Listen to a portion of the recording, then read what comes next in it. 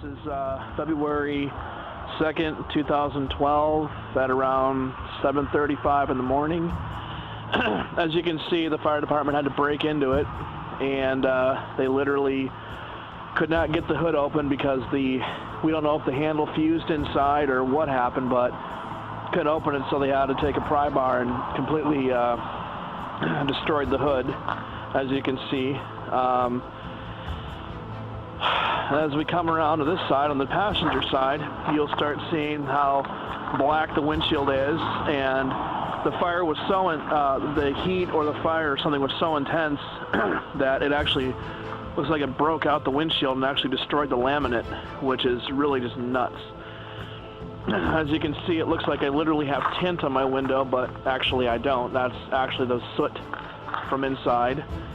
And as you can see, as I pan around to the side of the car, this is where they had to bust out the window.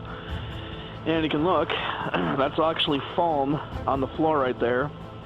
And as you can see, it completely destroyed the interior. I mean, it's completely a shredded mess. And you can see that the front of the car is pretty much shot too.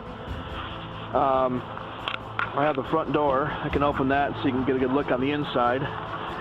My stereo is toast. My CB radio is toast. As you can see, the dashboard, this airbag did not trigger. That's the actual dash, what's left of it. It's completely gone. Looks like the shifter's actually melted too. I mean, the entire dash is just completely gone. I know it's not really easy to see in here, but hopefully you can get a good look. So that's basically the inside of the car. It's absolutely just devastated. They had to destroy the trunk too, which really irritated me.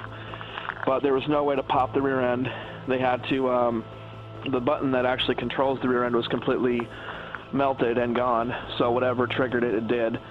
But as you can see, they destroyed my tail assembly. Actually, the back end isn't too bad. The fire never got outside the cab at all, so that's a plus. Unfortunately, the car is a complete loss, and I'm pretty broken up about it. This is the weird thing. See this? This is the roof line, and you can see where up by the interior, where the header is, it actually burned through, and you can see that the paint's scorched, and where these little openings are right here, those are actually braces. So those are actually still, that's actually what kept the roof from actually discoloring all across. But you can see this is the most intense spot right here. So this is probably where it started at, was on this side of the car. It's just incredible. And here's a really good look. The airbag, they melted that down. So that's gone. The dash is pretty much gone. This is the other side of it. It's just an absolute mess. And then right here is where the mirror fell. And as you can see right here, this is where the smoke was actually pouring out. We think that the fire was going for at least, I don't know, maybe an hour, maybe less than that. It just really depends. Here's a close-up of the windshield, and you can see how it just separated. It didn't even crack like you'd think, like, you know, when you punch a piece of glass like this because of the laminate. No, this is like literally broken into chunks. I mean, it's just insane. So anyway, unfortunately my car is a loss, so I'm probably going to scrap the thing and get the money for the steel and maybe the plastic. And the nice thing is the engine's actually still good. I can actually salvage this and get money for this, hopefully, and see what I can get for it. So they cut my battery cables, which are good, so that way I can take the battery out too, which is nice.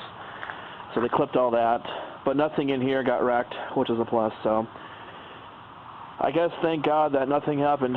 But anyway, like I said, this happened early this morning, and not a good way to start the day, let me tell you. So anyway, pictures are coming next, so stay tuned for those.